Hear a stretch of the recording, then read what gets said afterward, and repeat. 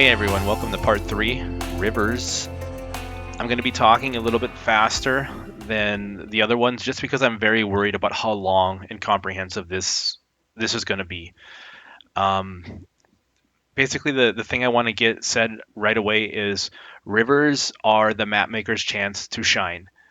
It's the first thing that's judged when you look at a map. If it's a map like this, it's literally the first thing you look at is the river. Secondly, whoever takes your map, it does like whoever takes your map. Some people might change your road because they want it somewhere else, or they want something different, or they want 18 lanes. Some people might flatten out all your hills because they want more buildable areas. Whatever, they're gonna do things to it, and that's okay. But I highly doubt someone's gonna move a river. Like all the water points, all the detailing, like nobody's gonna move it. They're gonna build from that. So day one of your map, your river is looked at, and the last day of the build when the city's on it, like the river is still the way it is.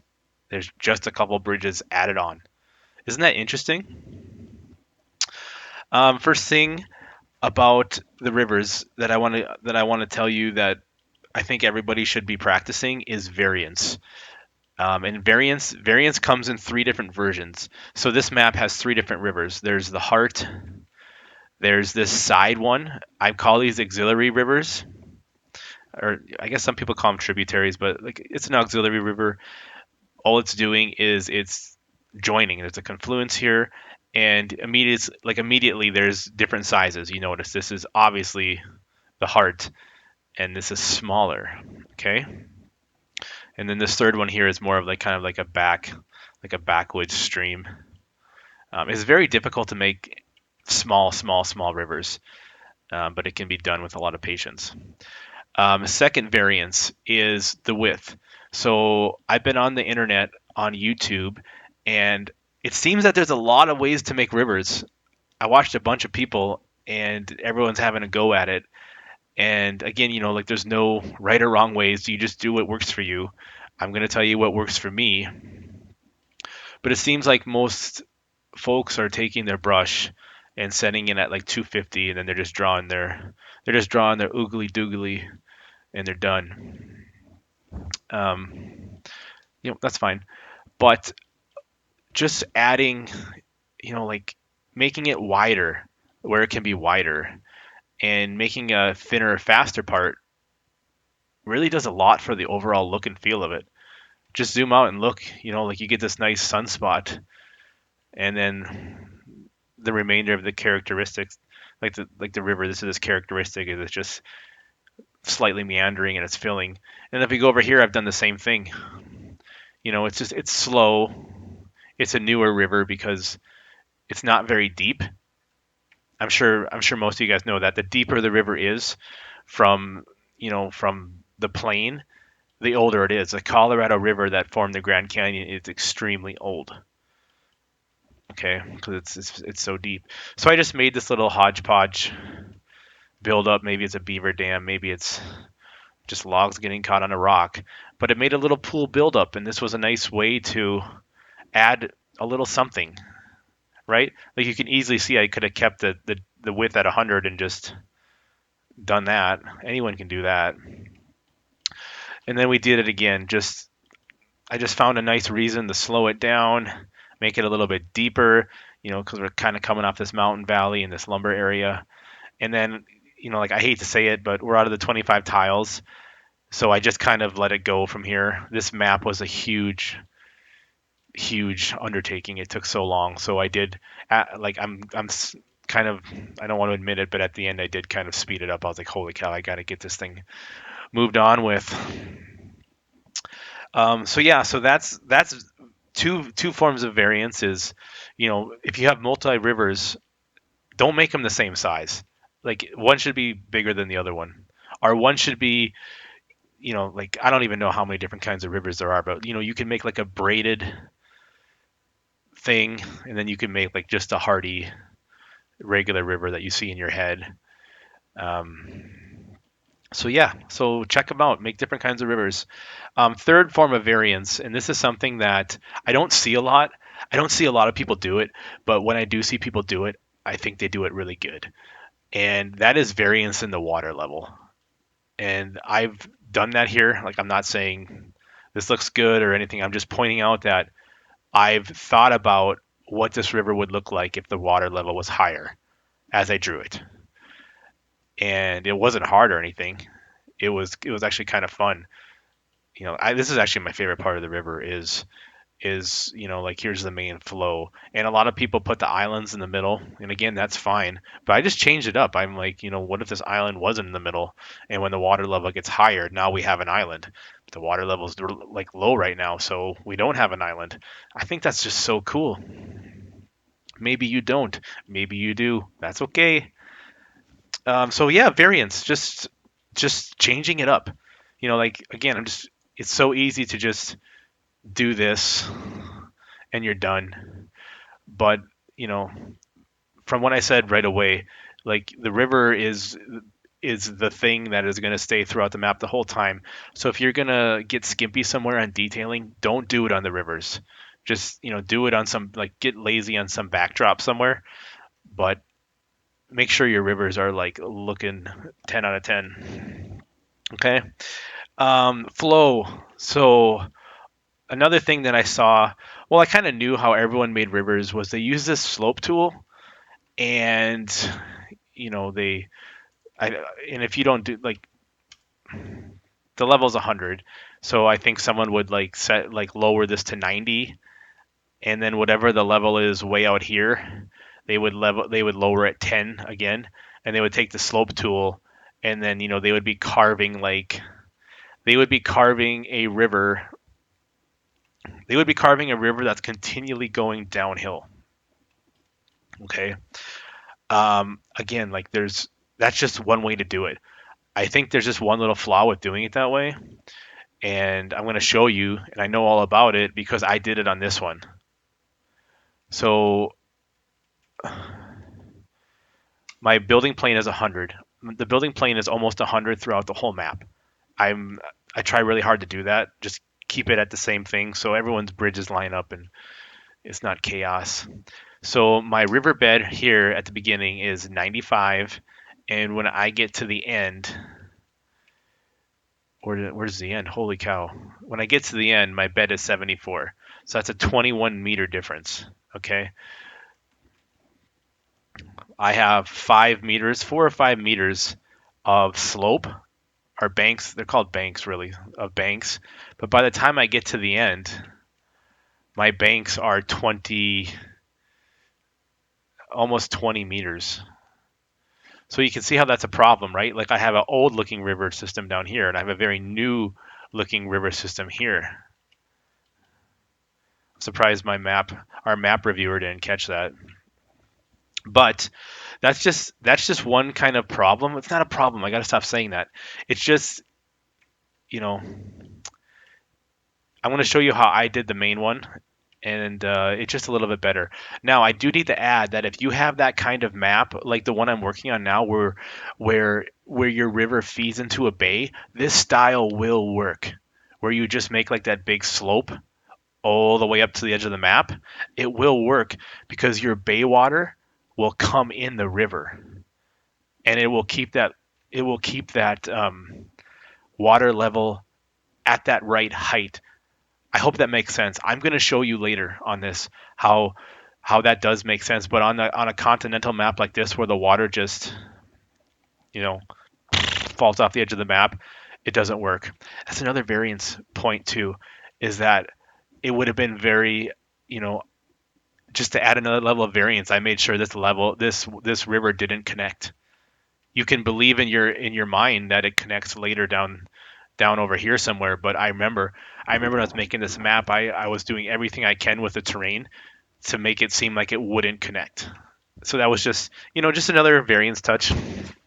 But yeah, so next part, the flow. So this one is all downhill, but this main one, I really wanted to make sure that I did it the right way. Not the right way, but the way that I think works better, and that is by keeping the whole bed level.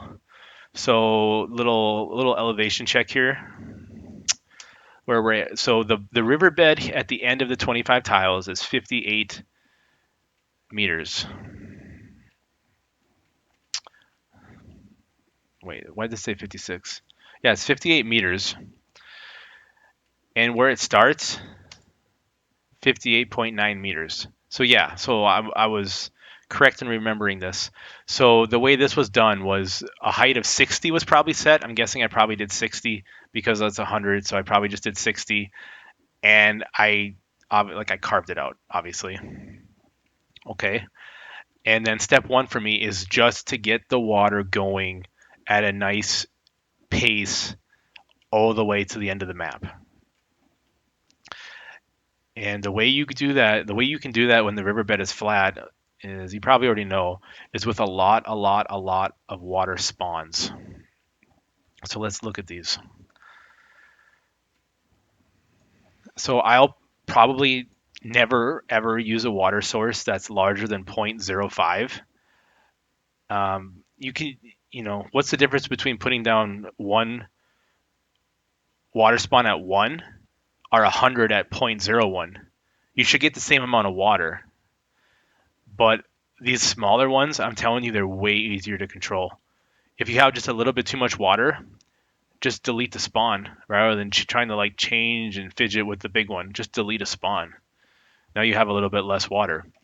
So yeah, so I don't like to go anything above 0.05. I've done it here at the beginning of this, and I kind of had to because this theme that I chose. No comments about the theme, please. But the theme that I chose, it has a very difficult time making this rapids thing, foam. Is that what you call it? It has a very difficult time making the foam form. And I need that because we have these, water turbines are putting water out, and I wanted to make it look like it's coming out at a good speed. So I had to add some bigger water points than I'd like, and I have all that water dissipating into small spawns that are sunk down. So all that water is kind of leaving, and obviously like they're in this direction just to kind of make like a pulling motion, like so like what I'm saying, it makes it look like the water is baking off this, but it's not. It's just water spawns. Right. So the water will be coming down, and the first sign that you see any quivering or wavering or unsteadiness of this water, place another water spawn. Okay. So you see that you can't. I don't know if this is going to show up, but where it's at and where the water spawn is pretty much an exact match. You don't need to play with this too much because the force of this water should keep it going. It should keep it going, so you don't have to do highers or lowers. Okay. Next water spawn. So this was a long time ago. I can't remember, but the water probably started not looking natural here again. So I added another water spawn. I will always try to add the water spawn underneath something. Again, that's another reason why I put the roads down first, because sometimes your eyes can detect where someone has placed a water spawn. You can see it. So if I kind of halfway hide it underneath something, your eyes might just slide over it. Next one, again, it's really hard to see, but the white line and the river level they're neck and neck. The water spawn is just a hair higher. Okay. Next one's here. I don't know why it's not under the bridge. I just ate my words. That's a lake, so that's not connected. Next one, this one is under the bridge, which is perfect because the water would kind of get turmoilous under these pillars. And now we have some changing. This is something that I did. I'll explain later. But so now I needed some more water spawns because I have two different directions. But I just instead of 0.05, I just made 0.02, 0.01, 0.01, 0.01, just because I needed a softer flow here. And you can see that, well, you easily see that this water is still and this water is moving. Okay. I think you get the idea. I'm just as soon as the water starts getting shaky, I'm adding another pond, another spawn. Like it's probably very inundating. That's a perfect word for this. Very inundating on you to think that you got to get this water moving slowly and smoothly all the way down. But I'm only getting it to go smoothly to the edge of the 25. And once I have it at that point, it's case closed. The riverbed's 58, and now at the edge of the map it's 40. So there I did use the slope tool where I let gravity help out. It is easier, but I mean, I think this is a much nicer finished product. How with like how slowly the water moves and how easily controllable it is once you have that flow set up. Okay.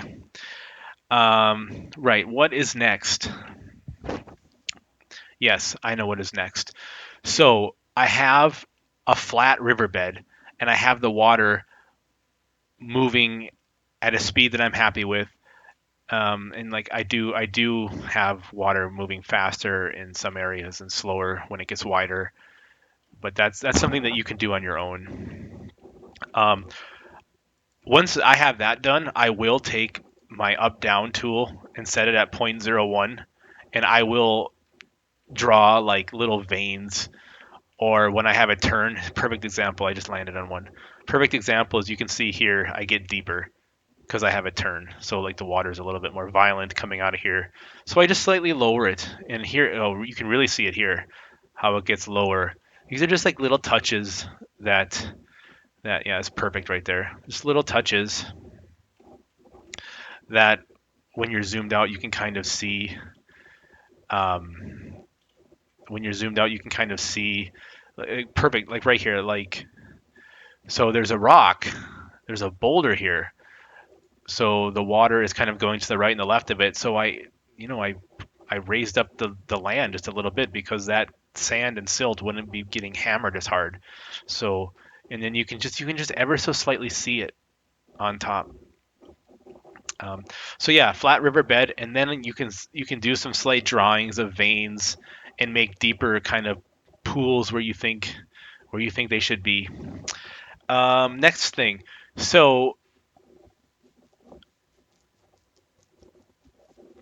I'm going to say something, and you can probably find a picture. Well, you will. There's exceptions to everything, so you'll probably be able to find a picture on the internet of rivers that do the opposite of what I'm about to say. But just as kind of like a general guideline, I guess, to add some natural common sense. Just remember that. Where's a good example? Here's it. Like so, if your river is turning left, all your water, the force of the water, is making contact with the right side a lot harder than the left side. So your outside corner, I'd expect it to be rough and eroding a lot harder. There's that little trick where you raise the road behind the rock again. I'd expect the right side to be hammered and battered by the water, and then the left side would be smooth because the force of the water is only going forward on the left side. It's just going forward. It may raise up and down, but on the right side, you'd expect it to be bouncing off it. So whenever there's an outside turn, add some erosion, add some cliffs again. So the water is going to be running off that left side just like a wall. So same thing, left side rough, right side smooth, and we have another form of variance. Okay, I'm very happy with this. This is about 40 meters. I'm like I that's usually rivers are usually they have very tall banks, and a lot of the maps that are on the workshop, the water will be 2 meters within the building space, are something very very very dangerous to flooding, or I just think it's unrealistic. Um, you want don't be afraid to make it deep. Don't be afraid to add height. The bridges look better when it's high too, I think. Well, not that one, but Yeah, don't be afraid to make them high. Okay. And one more thing I want to talk about before, I think what would be good is if we went to the project map after this and I just fully finished one of the rivers. Just did everything I said, and maybe I'll fast forward or whatever people do while I'm building it. But like I'll bank the sides and I'll get the water flow oh so steady. I want to talk about lakes. I know it's about rivers, but might as well talk about lakes. Let's look here. There's 1, 2, 3, 4, 5, 6, 7, 8, 9, 10, 11, 12, 13. There's, or did I count this big one? There's 14 lakes, and honest to God, that's there probably wouldn't be that many in real life. But I freaking love lakes because I can place a lake where it would make sense to lay a lake. And now what I've done is I've kept my tree count low because I don't have to place a single tree here, and I don't have to really detail it either. So anytime there's an excuse for myself to lay a lake, I'm gonna do it because it's just I think you understand what I'm saying. I've I don't have to. There's water. I don't have to deal with it. I don't have to think about how the water runs. Like I don't have to think about what. I don't have to think about anything. It's just a lake. Place a lake. Water runs up here. Boom, lake. It's just easy. Lake. I actually expect the lake to be there. Um, this is a kind of like a continental alpine region, drainage basin maybe even, but there are actually a lot of lakes where they don't like you don't need to have like a river coming off it. Sometimes water just pools up and it makes a lake. And when it's wet season, it raises, and when it's dry season, it lowers, and that's that. So, again, you don't have to overthink it either. If you just want to make a lake, make a lake. 15. There's 15 lakes. Okay, here we are at the project map. And first thing, like as promised, I just want to show you what I meant by a base style map where you have the river flowing out into a large pool of water. See, when I switched to the water and the heights of the map, all of this water going up the river is it's the predetermined set limit of the water, which I set at 201. So basically, what I'm saying is, I could lower this riverbed 10 meters, 20 meters, 30 meters. It doesn't matter. The water level is still going to be at the same height. Okay. So I hope that makes sense. What I was saying. Secondly, we're just going to quickly check this, and as we exit the bay, the height is 195, and the height starting here is 195. So I've designed this river with a flat riverbed. There's literally no change in height all the way through it until I get to the bay. I see I've already done quite a little bit of work, just on some small things.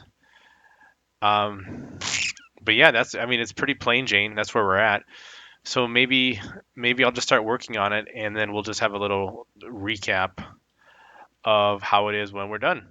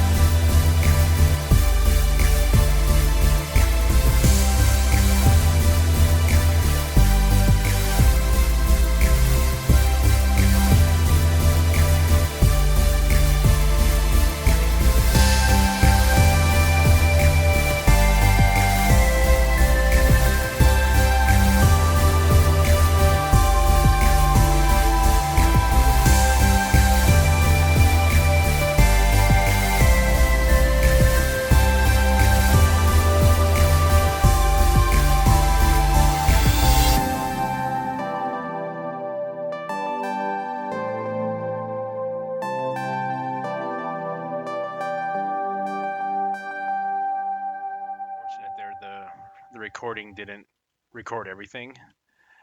So I'm just going to kind of cut this short and explain what's been done. So first things first, I just calculated with small water spawns. I need this many.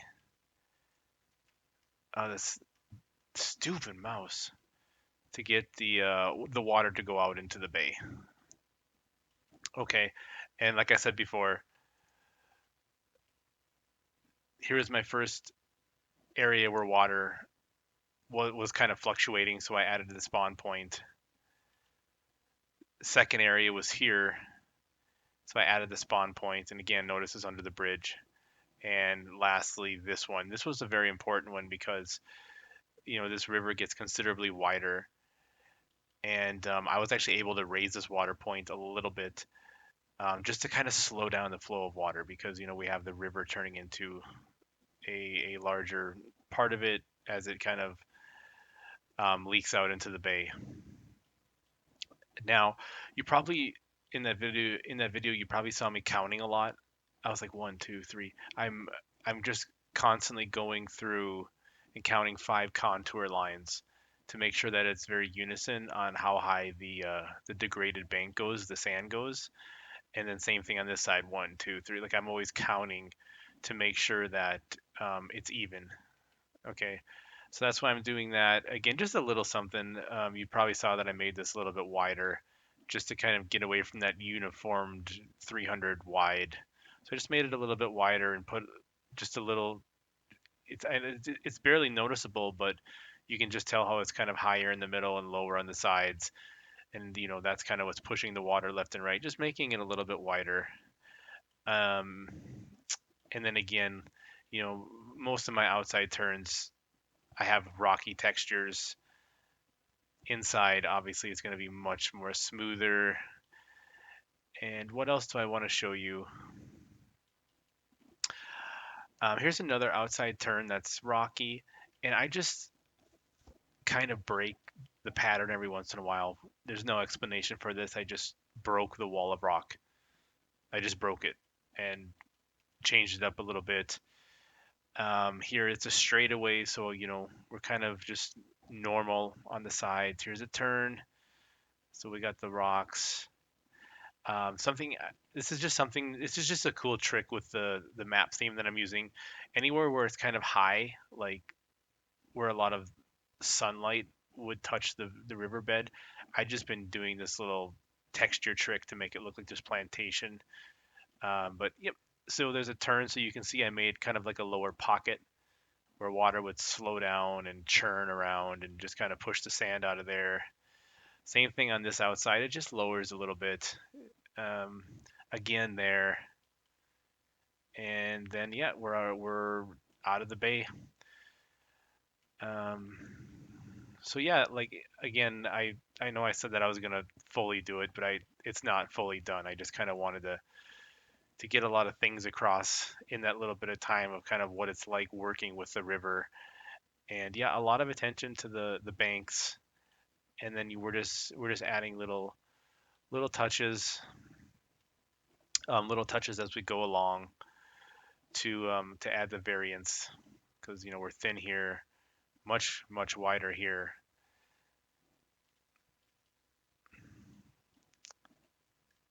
I think it looks good. Maybe we'll cut this back a little bit later, but for the most part, I think it looks pretty good.